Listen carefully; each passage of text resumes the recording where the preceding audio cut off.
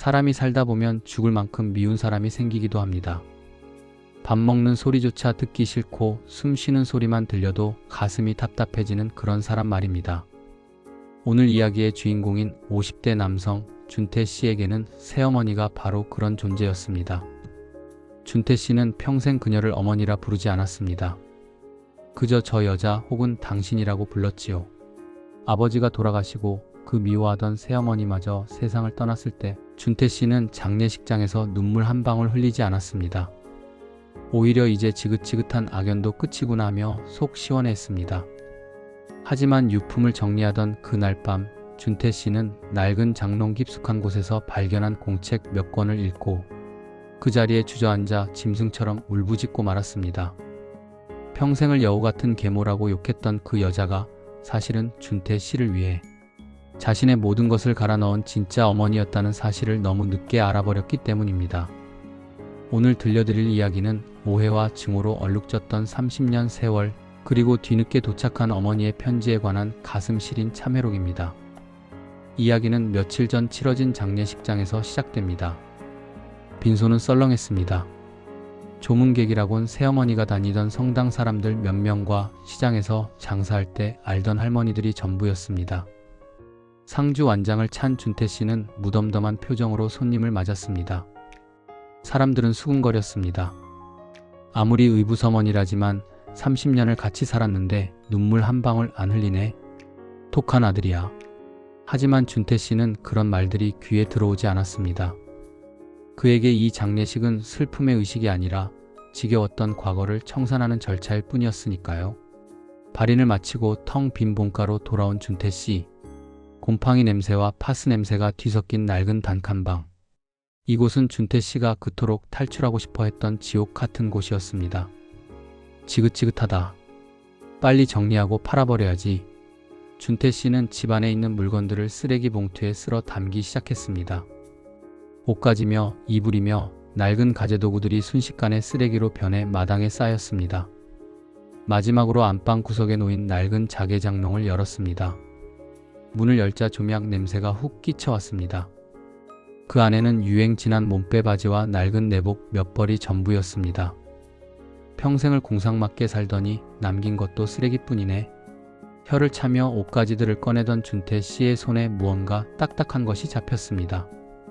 장롱 바닥 깊숙한 곳, 신문지로 꽁꽁 싸매둔 라면 상자 하나였습니다. 뭐지? 혹시 아버지가 남겨둔 돈이라도 숨겨둔 건가? 준태 씨는 일말의 기대감을 가지고 상자를 뜯었습니다. 하지만 상자 안에 든 것은 돈 뭉치가 아니었습니다.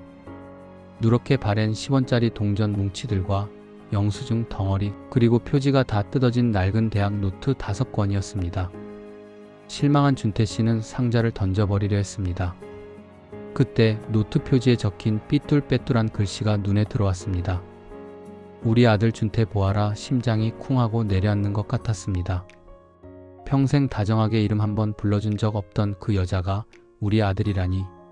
호기심 반, 불쾌한 반으로 준태 씨는 첫 번째 노트를 펼쳤습니다. 그곳에는 30년 전 새어머니가 처음 이 집에 들어왔던 날의 기록부터 적혀 있었습니다. 30년 전 준태 씨가 초등학교 5학년이던 시절이었습니다. 친어머니는 준태 씨가 갓난쟁이 때 병으로 돌아가셨다고 했습니다. 아버지와 단둘이 살던 집에 어느 날 화려한 화장을 한 젊은 여자가 들어왔습니다. 그녀가 바로 새어머니 옥자 씨였습니다. 어린 준태의 눈에 옥자 씨는 여우 그 자체였습니다. 아버지는 그녀에게 꼼짝 못했고 그녀는 들어오자마자 집안 살림을 쥐고 흔들었습니다. 준태 씨는 아직도 기억합니다. 옥자 씨가 들어온 지 한 달도 안 돼서 친어머니가 쓰던 피아노를 팔아버렸던 그날을요. 이깟 피아노가 밥 먹여주니? 당장 팔아서 쌀 사는 게 낫지. 준태 씨가 울며 불며 매달렸지만 그녀는 냉정하게 피아노를 트럭에 실어 보냈습니다. 그때부터였습니다. 준태 씨가 마음의 문을 닫고 그녀를 증오하게 된 것은 노트에는 그날의 일이 이렇게 적혀 있었습니다. 10월 14일 비옴. 오늘 준태가 울었다. 친엄마 피아노를 판다고 나를 때리며 울었다. 내 마음이 찢어지는 것 같았다. 하지만 어쩔 수 없었다. 준태 아빠가 보증을 잘못 써서 사채업자들이 내일 모레 들이닥친다고 한다. 이 집이라도 지키려면, 준태 학교라도 계속 보내려면 돈이 필요했다. 준태야, 미안하다. 나를 미워해라. 차라리 나를 나쁜 년이라고 욕해라. 내가 아빠를 원망하는 것보단 그게 낫다. 준태 씨는 노트를 읽다가 멈칫했습니다. 보증? 사채? 처음 듣는 이야기였습니다. 아버지는 평생 호탕하고 능력 있는 분으로만 알고 있었습니다. 피아노를 판 돈으로 옥자 씨가 밍크 코트라도 사 입은 줄 알았는데 그게 다 빚 갚는 데 들어갔다니. 노트의 다음 장을 넘길수록 준태 씨가 알고 있던 진실들이 하나둘씩 깨져나가기 시작했습니다. 중학교 때 준태 씨는 수학여행을 가지 못했습니다.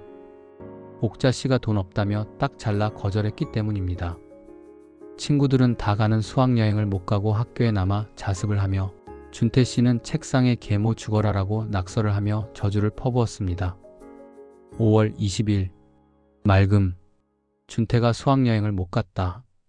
방문을 걸어 잠그고 오는데 문 밖에서 나도 같이 울었다. 식당 설거지 일당을 모으고 있는데 며칠 전 준태 친외할머니가 찾아오셨다. 노름빚 때문에 죽게 생겼다고 제발 한 번만 살려달라고 비시더라. 준태 낳아준 분의 어머니인데 모른 척할 수가 없었다. 준태 수학여행비로 모아둔 돈을 다 드렸다. 준태한테는 비밀로 했다. 외할머니가 도박 중독자라는 걸 알면 아이가 얼마나 상처받을까. 차라리 내가 돈에 미친 구두쇠가 되는 게 낫다. 준태 씨의 손이 부들부들 떨리기 시작했습니다. 친외할머니. 가끔 찾아와서 사탕을 사주던 인자한 할머니가 도박 중독자였다니. 그리고 그 빚을 새어머니가 대신 갚아주고 있었다니. 준태 씨는 그 시절 옥자 씨가 매일 밤 늦게 들어오며 손이 다 터져 있던 것을 기억했습니다.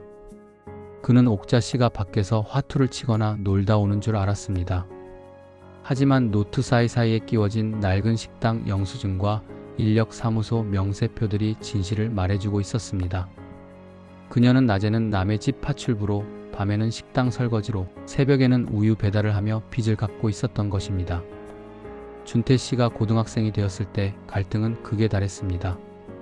준태 씨는 공부를 꽤 잘했지만 옥자 씨는 대학 진학을 반대했습니다. 공고 가서 기술 배워라. 그게 살 길이다. 준태 씨는 내 인생 망치려고 작정했냐며 팝상을 업고 가출을 했습니다. 결국 고집대로 인문계에 갔지만 등록금을 낼 때마다 옥자 씨는 눈치를 주고 구박을 했습니다. 준태 씨는 빨리 성공해서 이 집구석을 나가겠다고, 저 여자 얼굴 안 보고 살겠다고 이를 악물고 공부했습니다. 12월 10일 눈옴. 준태가 서울에 있는 대학에 합격했다. 장하다 내 새끼. 준태 아빠는 공장 가서 돈 벌어오라고 난리지만 내가 들어 누워 말렸다. 무슨 수를 써서라도 대학은 보낼 거다.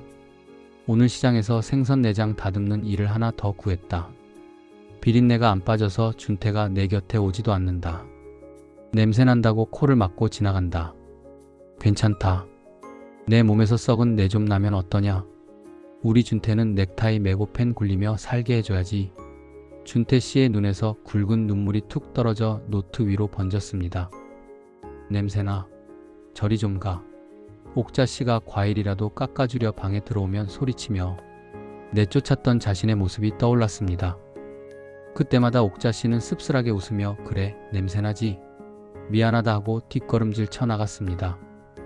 그 비린내가 생선 냄새가 아니라 자식을 대학 보내려는 어머니의 피땀 냄새였다는 것을 왜 그때는 몰랐을까요? 준태 씨는 대학을 졸업하고 대기업에 취직하자마자 집을 나왔습니다. 그리고 결혼도 서둘러 했습니다.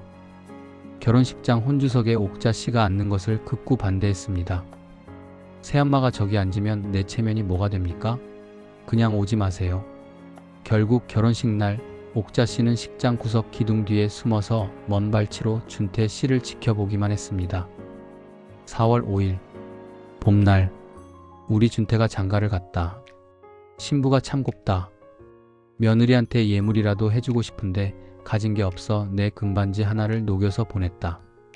준태가 알면 기겁할까봐 친구 이름으로 축의금 봉투에 넣었다. 식장 밥이 참 맛있는데 목이 메어 넘어가지가 않는다. 준태야 행복해라. 나 같은 엄마 없는 셈 치고 처가에 잘하고 사랑받고 살아라. 아, 어머니. 준태 씨의 입에서 30년 만에 처음으로 어머니라는 말이 터져 나왔습니다. 결혼식 때 친구 이름으로 들어왔던 뜬금없이 큰 액수의 축의금 봉투. 그게 바로 어머니의 결혼 반지였던 것입니다. 준태 씨는 가슴을 쥐어뜯으며 오열했습니다. 자신이 얼마나 잔인한 불효자였는지, 얼마나 무서운 말들로 그녀의 가슴에 대못을 박았는지 하나하나 다 기억이 났기 때문입니다. 아버지가 돌아가시고 나서 준태 씨는 옥자 씨와 연락을 완전히 끊었습니다. 명절에도 찾아가지 않았고 전화번호도 차단해버렸습니다. 가끔 모르는 번호로 전화가 와서 받으면 준태냐? 밥은 먹었냐? 하는 힘없는 목소리가 들렸지만 준태 씨는 다시는 전화하지 마쇼 하고 매몰차게 끊어버렸습니다. 옥자 씨가 암 판정을 받고 병원에 입원했을 때도 준태 씨는 가보지 않았습니다. 병원비를 달라고 할까봐 겁이 났던 것도 사실입니다. 마지막 노트는 병실에서 쓴 듯 글씨가 심하게 떨려 있었습니다. 준태야, 이제 갈 때가 된 것 같다. 무섭지는 않다. 다만 내가 보고 싶어서 밥이나 한 끼 해먹이고 싶어서 그게 좀 아쉽다. 내가 좋아하는 김치찌개, 돼지고기 숭덩숭덩 썰어넣고 끓여주고 싶은데 몸이 말을 안 듣네. 준태야, 이 어미가 미안하다. 내 친엄마처럼 꼽지도 못하고 돈도 못 벌어주고 맨날 잔소리만 해서 미안하다. 그래도 나는 내가 내 아들이라서 참 좋았다. 배 아파 낳지는 않았어도 가슴으로 나와서 기르는 동안 참 행복했다. 장롱 깊숙한 곳 양말 뭉치를 봐라. 내가 첫 월급 탔을 때 이걸로 떨어진 내복이나 사입으시오 하고 던져주고 간 돈 봉투다. 그 귀한 돈을 어떻게 쓰니? 30년 동안 모은 내 쌈짓돈이랑 합쳐놨다. 얼마 안 되지만 내 아이들 과자값이나 해라. 그리고 부디 나를 용서하지 마라. 끝까지 나를 미워해라. 그래야 내가 내 죽음을 슬퍼하지 않을 테니. 나는 그거면 된다. 사랑한다, 내 아들. 준태 씨는 노트를 덮지도 못하고 방바닥을 구르며 통곡했습니다. 어머니, 잘못했어요. 제가 죽일 놈입니다. 어머니. 장롱 속 양말 뭉치를 뒤지니 꼬깃꼬깃한 현금 뭉치와 통장이 나왔습니다.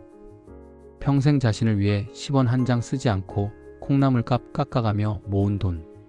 아들이 던져준 용돈조차 쓰지 못하고 고스란히 모아둔 돈.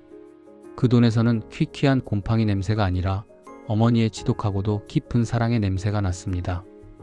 준태 씨가 오해했던 30년. 옥자 씨는 계모라는 굴레를 쓰고 묵묵히 방패막이가 되어주고 있었습니다. 아버지의 무능함도, 친외할머니의 도박빚도, 가난의 고통도 혼자서 온몸으로 막아내며 준태 씨를 키웠던 것입니다. 여우 같은 년이라고 욕할 때마다 그녀는 속으로 얼마나 많은 피눈물을 삼켰을까요? 그러면서도 아들이 상처받을까봐 끝까지 진실을 숨긴 채 악역을 자처하고 떠난 바보 같은 어머니. 다음날 새벽 준태 씨는 시장으로 달려갔습니다. 어머니가 생전에 좋아하시던 하지만 돈 아깝다고 한 번도 사 먹지 못했던 쇠고기 한 근과 따뜻한 국밥 한 그릇을 샀습니다. 그리고 어머니의 산소를 찾아갔습니다. 아직 흙도 마르지 않은 봉분 앞에 털썩 주저앉아 술을 따랐습니다. 어머니, 엄마, 밥 드세요. 제가 늦게 와서 미안해요. 엄마가 해준 김치찌개가 너무 먹고 싶어요. 엄마. 찬바람이 부는 산소 앞에서 쉰 넘은 아들은 어린아이처럼 울고 또 울었습니다. 바람결에 어머니의 목소리가 들리는 듯 했습니다. 울지 마라. 내 새끼 배고플 텐데 밥 먹고 가라. 여러분, 지금 여러분의 곁에 있는 부모님 혹은 배우자를 한번 떠올려 보십시오. 혹시 나의 편협한 생각으로 그분의 진심을 오해하고 있지는 않으신가요? 원래 잔소리가 많은 사람이야, 돈밖에 모르는 사람이야 라고 단정 짓고 마음의 문을 닫지는 않으셨나요? 사랑은 때로 가장 아픈 모습으로 가장 차가운 가면을 쓰고 우리 곁에 머물기도 합니다.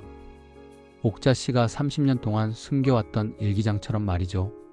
오늘 부모님께 전화 한 통 드려보는 건 어떨까요? 쑥스럽다면 그냥 식사하셨어요? 한마디라도 좋습니다. 그 짧은 한마디가 어쩌면 그분들이 평생 기다려온 세상에서 가장 따뜻한 말일지도 모릅니다. 나중에 후회는 아무리 빨라도 늦은 법이니까요. 차라리 미워하라고, 그래야 덜 슬프다고 했던 옥자 씨의 바보 같은 사랑을 기억하며 우리 모두 곁에 있는 소중한 사람의 손을 한 번 더 잡아주는 하루가 되었으면 좋겠습니다. 지금까지 톡한 계모인 줄 알았지만 세상 누구보다 아들을 사랑했던 어머니 옥자 씨의 일기장 이야기였습니다. 감사합니다.